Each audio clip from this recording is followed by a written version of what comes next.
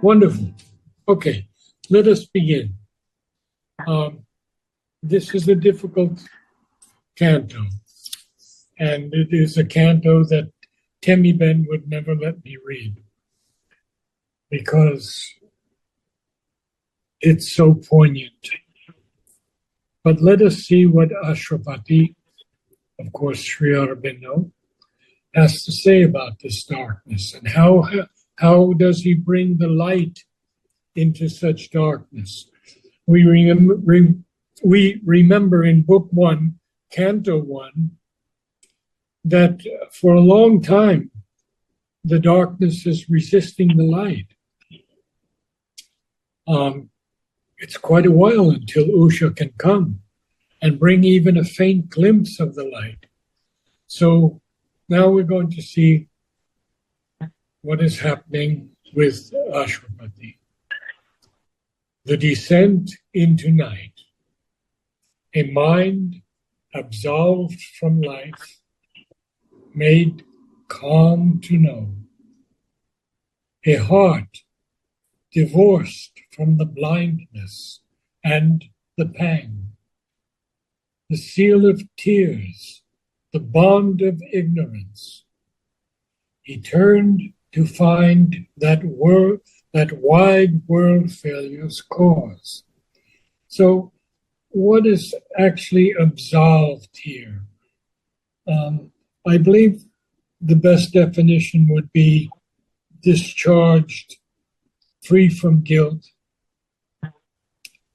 absolved from life, free of the set free of the of our life, the human life. He also has a heart that is divorced from the blindness and the pang, both of which are very well known to all of us. Kama, the seal of tears, the bond of ignorance. He turned to find that wide world failure's cause. Well, this is most extraordinary. We know what a bond is. It's a fetter. It's a kind of binding compact. Or an obligation even. So we have a seal of tears, we have blindness, we have the pang, we have the bond of ignorance. All these things, he's now turning to find what is that cause in this wide world failure. Away he looked from nature's visible face. Well, he obviously has to look away from nature's visible face, even though he capitalizes nature here. In the synthesis of yoga, he tells us that nature is an active force of conscious being, which realizes itself in its powers of self-experience, its powers of knowledge, will, self-delight, self-formulation, with all their marvelous variations, inversions, conservations, and conversions of energy, even perversions, is what we call prakriti, or nature, in ourselves as in the cosmos. So obviously he has to look away from nature's visible face. Now, he can see, of course, already nature's invisible face, because that is the divine creatrix. And sent his gaze into the viewless vast, the formidable, unknown infinity, asleep behind the endless coil of things that carries the universe in its timeless breadths and the ripples of its being are our lives. Oh my gosh. This coil of things, this kind of spiraling of things, this spiral course that carries the universe. It is always moving upward. We know that, even though it seems not to be many times when we are in the throes of the falsehood, as we are now. And yet, it's asleep behind the endless coil of things, and that coil carries the universe in its timeless breadths, widenesses, and the ripples of its beings are our lives. How small we are. Yes, how small. We're just ripples of its being, little micro points in space. The worlds are built by its unconscious breath, and matter and mind are its figures of its powers. So the unconscious breath that is built by, he calls in another area, plasm and gas, humorously. Matter and mind are its figures or its powers. We must remember that. Its figures or its powers. And matter is, of course, we know, not fundamentally real. It's simply a structure of energy. But it's a creative energy. And this matter and this mind, which is a movement of the power of the spirit, are its figures or its powers. Now, our waking thoughts, the output of its dreams. Interesting that Sri Aurobindo uses the word dreams here. And he calls our waking thoughts the outputs of this power of matter and mind, this unconscious breath that builds the worlds. Extraordinary, extraordinary. This formidable, unknown infinity that is asleep behind this endless coil of things carries the universe in its timeless breaths, and the ripples of its being are our lives. So we have to understand lines back to get the full picture Sri Aurobindo is giving us. And the worlds are built by its unconscious breath, and matter and mind are the figures of, or its powers. And what else? Our waking thoughts, the output of its dreams. So we can also say that the world is truly a dream of the divine, a dream of himself to explore the million vastnesses of himself in these forms which we call our human bodies. Could also be bodies that are not human on earth. The veil was rent that covers nature's depths. So this veil is now torn. It's rent. And it covers the depths of nature, because we can only see nature in a dualistic manner. Sun and shade, wet and dry, hot and cold. So that's what we see of nature. But deep in nature, of course, is the divine, everlasting power. And then, as he goes deeper, he sees something else. He saw the fount of the world's lasting pain. The fount here is not like a fountain, but it's the source or the origin of the world's lasting pain. And the mouth of the black pit of ignorance. And from the Life Divine, I just will share a brief passage or two. Ignorance, because he capitalizes ignorance, so it's important for us to remember that.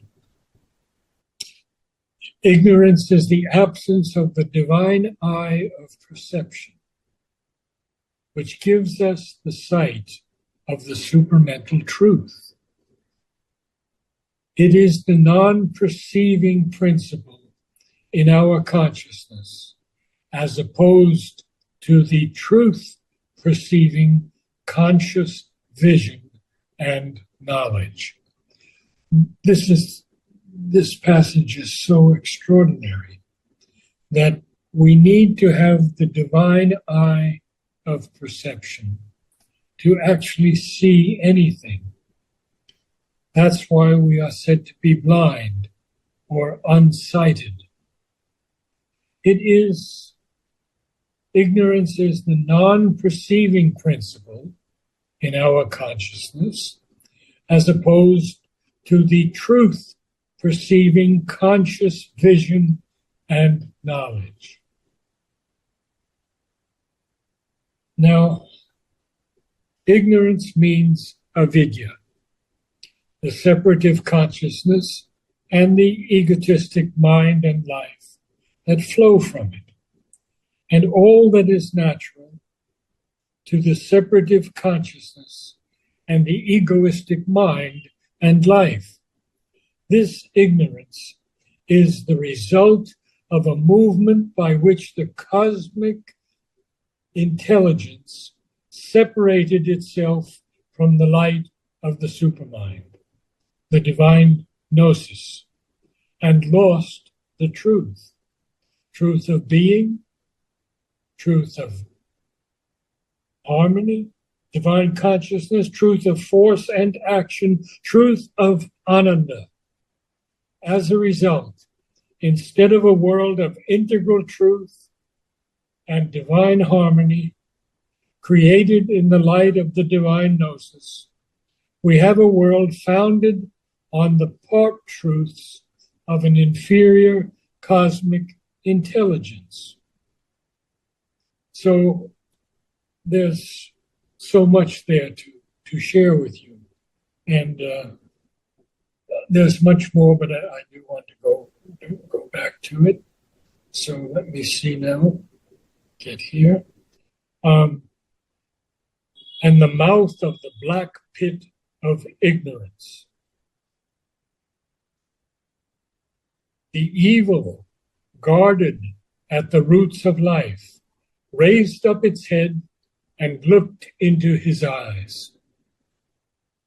We see now that this evil that is guarded at the roots of life.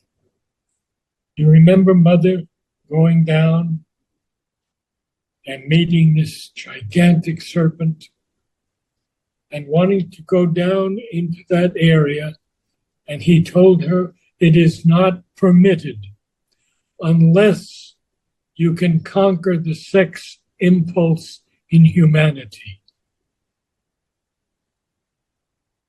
Now, it looks into his eyes. It's evil. On a dim bank where dies subjective space, from a stark ridge overlooking all that is, a tenebrous, awakened nescience, her wide blank eyes wandering at time and form, stared at the inventions of the living void and the abyss whence our beings rose, So this is, of course, very complex, but we'll do our best. First of all, there's this stark ridge that seems to be overlooking all that is. And it's a tenebrous, dark and gloomy, tenebrous, awakened nescience. Now, Sri Aurobindo, very briefly in The Life Divine, tells us that nescience is the absence of knowledge or awareness, ignorance. Nescience in nature is the complete self-ignorance. Her wide eyes, her wide blank eyes, wondering at time and form. And for all of you who have been with me for so long, we've done form many times, so I will pass that. Stared at the inventions of the living void, the inventions of the living void.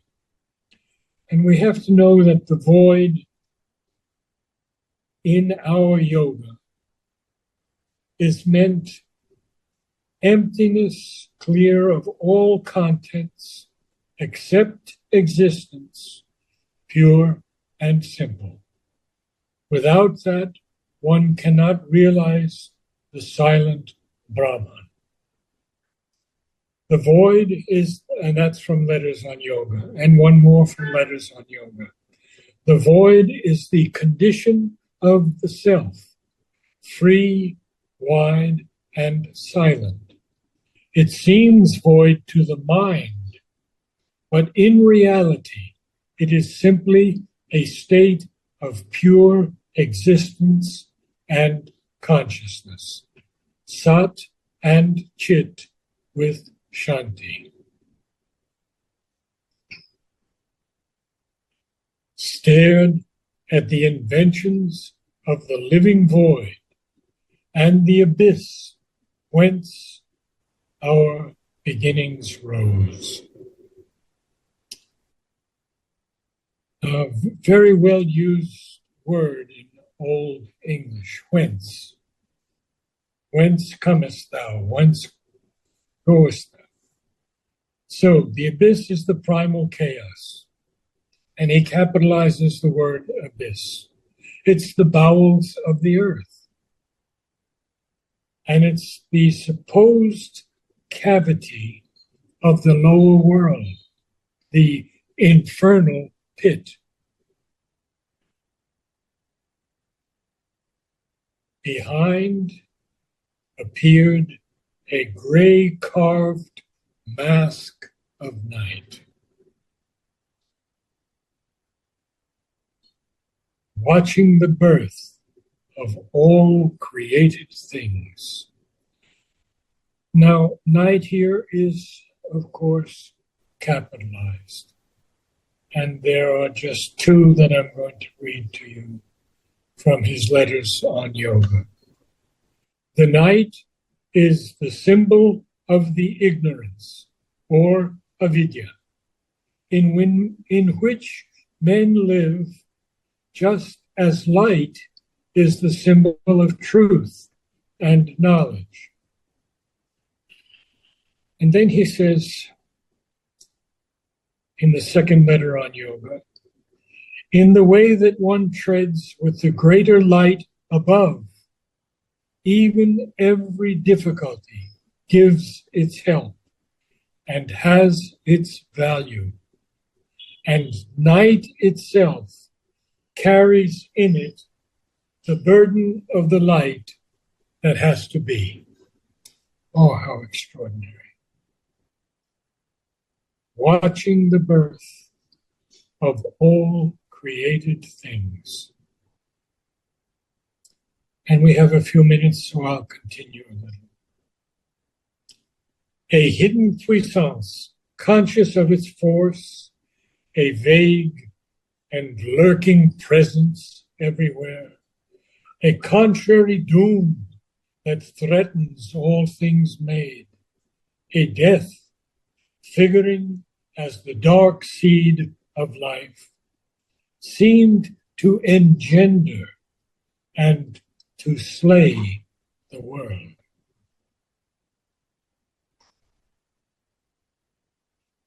This puissance, Sri Aurobindo tells us in the Life Divine, aware of the divine as the master of our being and action, we can learn to become channels of his Shakti, the divine puissance, and act according to her dictates or her rule of light and power within us. So, this hidden puissance is conscious of its force. And looking through this deep abyss, this carved mask of night, watching the birth of all created things, there is this hidden puissance that is conscious of its force, a vague and lurking presence everywhere, a contrary doom that threatens all things made, a death figuring as the dark seed of life, seem to engender and to slay the world. Simply to engender is to give rise to or to produce or to cause something, to beget something, to procreate, and to slay the world. Two things, almost paradoxical. So I just will go to the next page.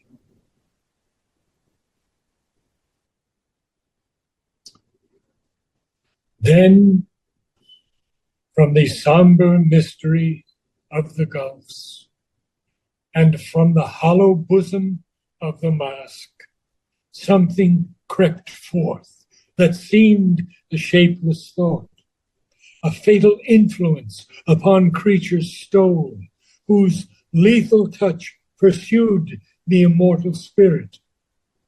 On life was laid the haunting finger of death, and overcast with error, grief, and pain, the soul's native will for truth and joy and light. I told you it would be very dark. Then, from the somber mystery of the gulfs, somber is always gloomy, shadowy. And this mask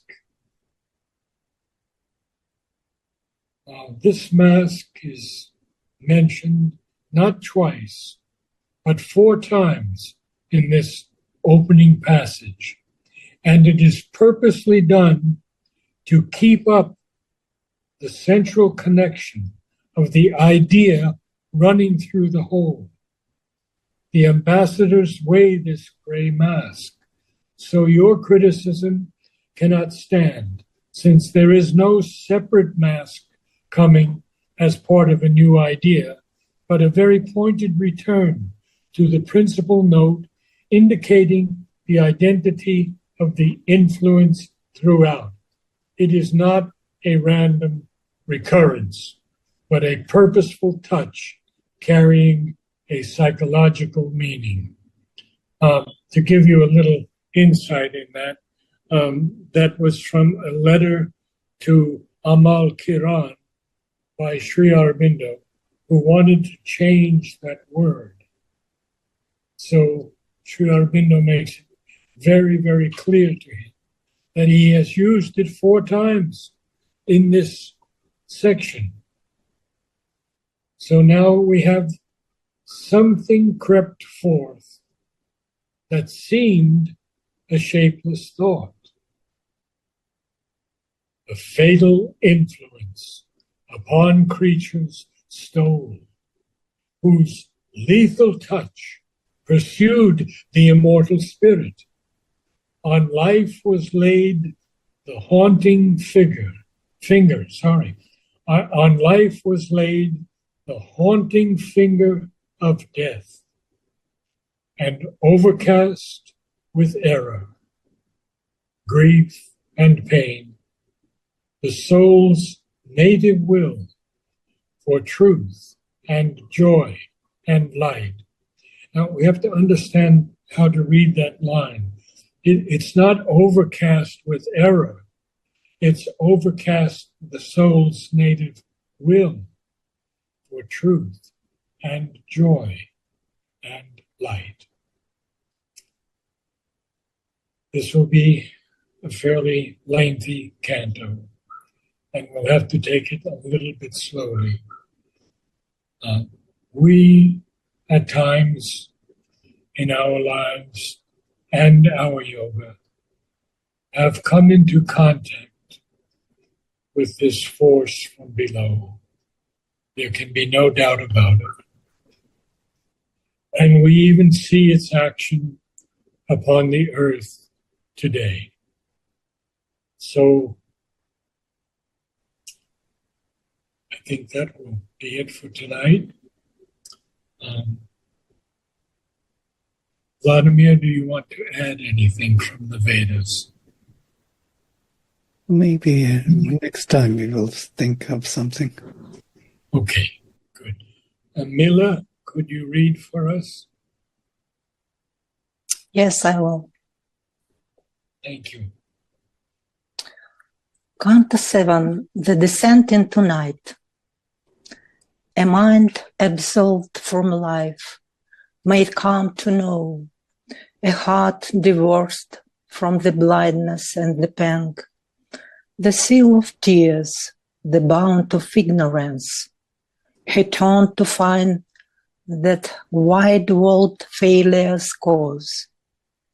Away he looked from nature's visible face, and sent his gaze into the veilless vast, the formidable unknown infinity, asleep behind the endless coil of things that carries the universe in its timeless breadths, and the ripples of its being are our lives.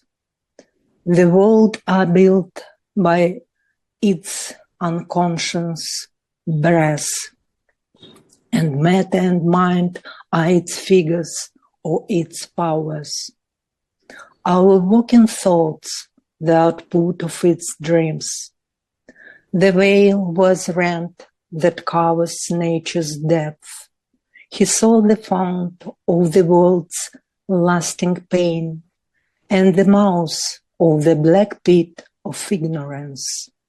The evil guarded at the roots of life, raised up its head and looked into his eyes.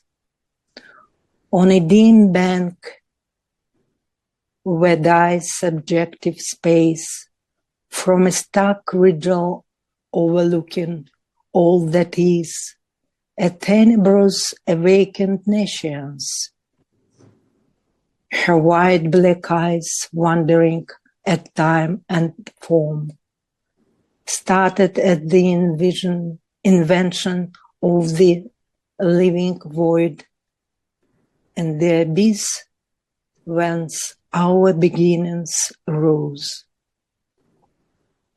Behind appeared a grey-covered mask of night, watching the birth of all created things. A height pursues conscious of its force, a vague and looking presence everywhere, a contrary doom that threatened all things made, a death figuring at the dark seed of life, seemed to engender and to slay the world.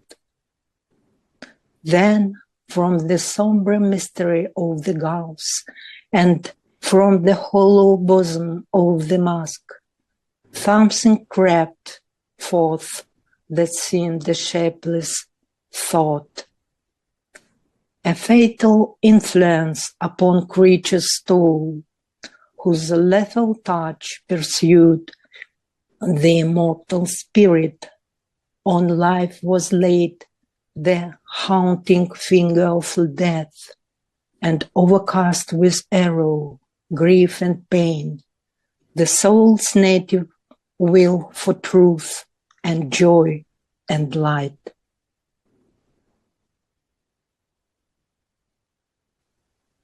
Thank you very much. Namaste to all, and we'll continue next week. I'm happy to see some new people have joined.